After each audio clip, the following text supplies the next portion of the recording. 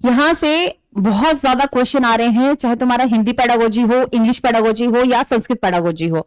आपने भी देखे होंगे 1 से 2 क्वेश्चन यहां से आते ही आते हैं। तो यदि आज हमने इसको सीख लिया तो 2 नंबर पक्के हो जाएंगे। वो क्या है तुम्हारा बॉटम अप अप्रोच और टॉप डाउन अप्रोच। हिंदी में बॉटम अप को हम क्या कहते हैं बच्चा जी, उधरमुखी कहते हैं। उधरमुखी का मतलब होता है कि आगे की ओर जाना, यानी कि उन्नति की ओर बढ़ना। और अगर हम टॉप डाउन की बात करते हैं, इसे हम अधोमुखी कहते हैं, यानी कि जैसे मान लो कि ऊपर से सीढ़ियों से तुम नीचे की ओर उतर रहे हो, उसे हम टॉप डाउन अप्रोच कहेंगे। अब यहां से सवाल कैसे आते हैं और इन दोनों में अंतर क्या है, सवाल भी बताऊंगी, लेकिन सबसे पहले हम समझेंगे।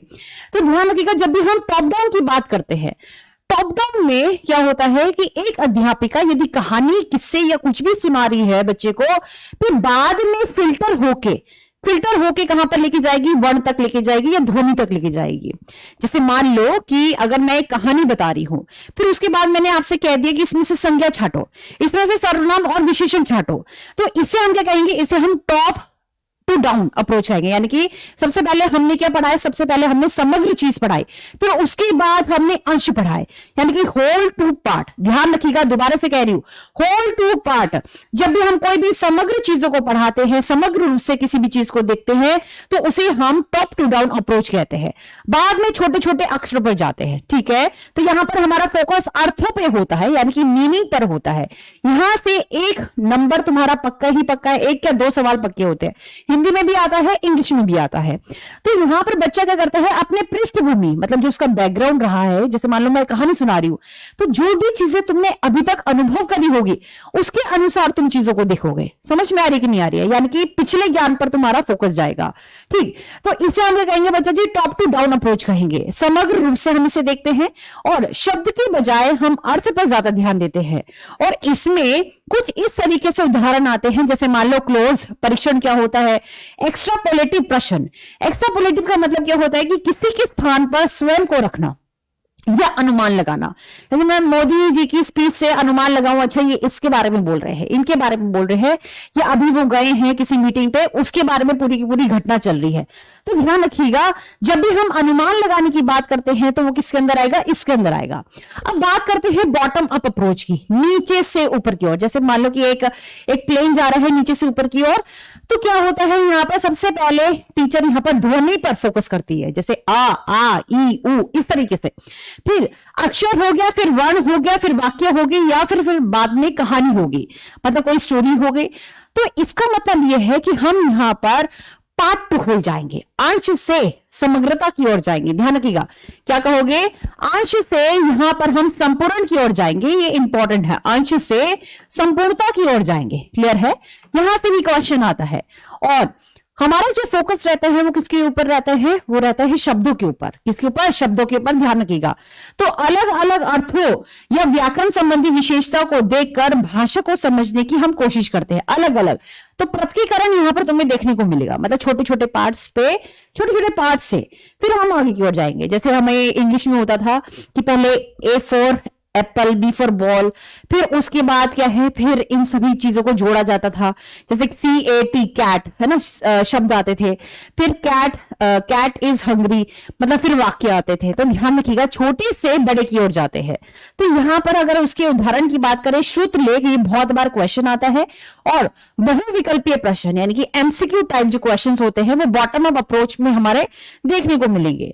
अब एक क्वेश्चन यहां से ये आता है बच्चा जी, बहुत बार क्वेश्चन आते हैं यहां से और इसमें हमें दिक्कत होती है। तो इस क्वेश्चन का उत्तर लगाएंगे। क्या कह रहा है, एक व्याख्यान सुनते समय एक शिक्षार्थी व्याख्यान के समग्र विचार को इकट्ठा करने का प्रयास करता है। तो देखिए यहाँ पर समग्र विचार, कलेक्टिव मैनर में, ठीक है। तो यहाँ पर समग्र विचार को इकट्ठा करने का प्रयास करता है और सभी व्यक्तिगत शब्दों को अधिक महत्व नहीं देता। ध्यान रखिएगा, शब्दों पर पकड़ नहीं होती, शब्दों पर जोर नहीं देता।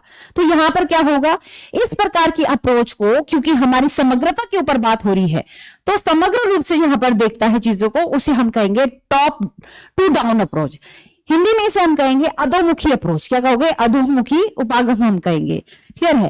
एक क्वेश्चन और आता है, मतलब अच्छे खासे सवाल यहां से पूछे जाते हैं, तो इस क्वेश्चन का उत्तर देंगे। क्या कह रहे हैं यहां पर, कक्षा 5 की एक अध्यापक 5 या 6 शब्दों वाले 5 वाक्यों का श्रुतलेख करवाती है। तो ध्यान रखिएगा, पहली बात तो क्या आ गई, श्रुतलेख आ गई, ठीक है, इसको हाईलाइट करो। फिर यहाँ पर वह 2 बार वाक्य पढ़ाती है और शिक्षार्थियों को ध्यान पूर्वक सुनने के लिए कहती है और बोले गए वाक्य को लिखने के लिए भी कहती है। तो यहाँ पर अध्यापक श्रवण के किस उपागम का उपयोग करना चाहती है? तो ध्यान रखिएगा, यहाँ पर बात हो रही है किसकी? यहाँ पर बात हो रही है श्रुतलेख की। तो जब श्रुतलेख आएगा तो यहाँ पर आप क्या कहेंगे? आप यहाँ पर कहेंगे बॉटम अप अप्रोच, ठीक, उधरगामी अप्रोच इसे हम कहेंगे। एक क्वेश्चन और हम देखते हैं, क्या है वो क्वेश्चन? इस क्वेश्चन को देखिएगा, इधर देखिए। तो यहां पर बात हो रही है कि कक्षा 1 के लिए एक अंग्रेजी पाठ्य पुस्तक चित्रों, कविताओं और कहानियों से शुरू होती है। कहां से शुरू होती है? चित्रों, कविताओं और कहानियों से शुरू होती है और अंत में वर्णमाला आती है। तो ध्यान रखिएगा, इस प्रश्न का उत्तर क्या होगा? इस प्रश्न का उत्तर होगा हमारा टॉप टू डाउन अप्रोच, जिसे हम अधोगामी अप्रोच के नाम से भी जानते हैं, ठीक है। और एक क्वेश्चन जो है वो तुम्हारे लिए है, वो कौन सा क्वेश्चन है? वो ये क्वेश्चन है, इसका उत्तर आप लोग मुझे बताएंगे कि क्या होगा। देख रहे हैं यहां पर कि कौन सी श्रवण प्रक्रिया निम्नलिखित रणनीति अपनाती है? मुख्य विचारों को सुनना, अनुमान लगाना या हस्तक्षेप करना या सार निकालना। ध्यान रखिएगा, सोच समझ के उत्तर दीजिएगा। इन्फर करने का मतलब क्या होता है? जैसे मान लो मैंने अभी आपसे कहा कि स्पीच दी जा रही है, जैसे मान लो कि मैं आपसे बोल रही हूं और आप अंदाजा लगा रहे हो, अच्छा ये हिंदी पेडागोजी में एक क्वेश्चन आया था और उसके अनुसार तुम अंदाजा लगाओगे। तो इसका मतलब क्या है कि आप पिछले ज्ञान पे जा रहे हो कि एक सवाल मैंने कहीं ना कहीं देखा है। तो इसे हम क्या कहेंगे? इसे हम बॉटम अप ऑडिटरी प्रोसेस कहेंगे, यानी कि उधरमुखी बॉटम अप श्रवण प्रक्रिया कहोगे, या विवरण के लिए श्रवण कहोगे, या अर्थ के लिए श्रवण कहोगे, या फिर अधोमुखी टॉप डाउन श्रवण प्रक्रिया कहोगे। आई होप सो ये छोटी सी वीडियो ने बहुत कमाल किया होगा और बहुत कुछ तुम्हारे दिमाग में पड़ा होगा।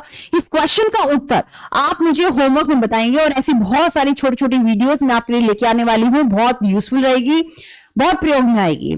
इसके बाद जो मेरा काम होगा उन सारी चीजों पर हम टॉपिक्स को कवर करेंगे जो तुम्हें समय लगता है जिसमें, या फिर नहीं समझ में आता, जैसे एनईपी पॉलिसी होगी, छोटी छोटी माध्यम से हम इसे बताएंगे।